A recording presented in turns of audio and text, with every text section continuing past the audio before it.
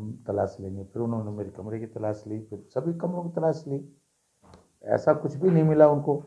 3.5 लाख रुपए के आसपास वो बहू के उस पर मिला, और 40-45 हज़ार रुपये, 40,000 के आसपास जो है दीप्ति के पास था।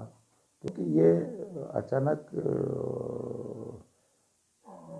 ईडी का आना, मैं तो ये खुद समझ से परे है कि भाई कोई पैसे का इन्वॉल्वमेंट, पैसे का कोई लेन देन हो तब तो ईडी का हुआ है। तो ये तो मैं सोचता हूँ कि एक तरह से मैं कह सकता हूँ कि खुद मेरे समझ से परे है कि क्या, क्यों ईडी का मकसद क्या था। सहसपुर की ज़मीन के बारे में पूछा तो मैंने कहा भाई हमने तो 2003 में खरीदी ज़मीन और ईमानदारी से खरीदी। पाखरो टाइगर सफारी पर उन्होंने पूछा, तो फिर पर्सनल पूछा कि भाई आपके क्या आय के स्रोत क्या हैं, क्या क्या है, तो यही सब चीज़ें बातचीत करते रहे। तो डॉक्यूमेंट्स वो सहसपुर की ज़मीन से संबंधित डॉक्यूमेंट्स ले गए, और बहू के एनजीओ से संबंधित ले गए कुछ कागज़, और महिला उत्थान के, और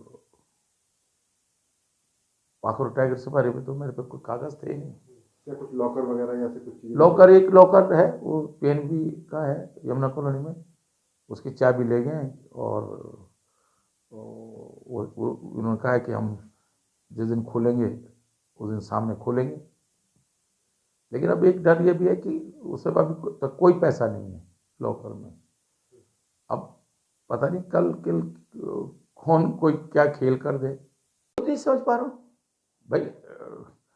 जो जितनी भूमिका मुख्यमंत्री की है उतनी भूमिका मेरी भी है उसमें। बस क्योंकि मेरा क्षेत्र कोटद्वार मेरा विधानसभा क्षेत्र था, इसलिए भाई मैं चाहता था कि एक प्रोजेक्ट जल्दी बने। और एक बाड़े का उद्घाटन तो एज ए जो हमारे 8 तारीख को जिस दिन आचार संहिता समाप्त हो रही थी, उस दिन हमने कोटद्वार में किशनपुर इंटर कॉलेज में वहाँ बड़ा कार्यक्रम किया था, पूरे प्रदेश में कार्यक्रम हुए।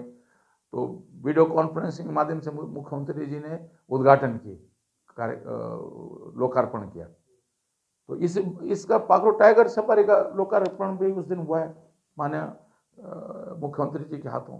इसमें मैं मतलब 22 जनवरी को हट गया मंत्री पद से, अब 24 आ गया, लगभग 2 साल हो गए।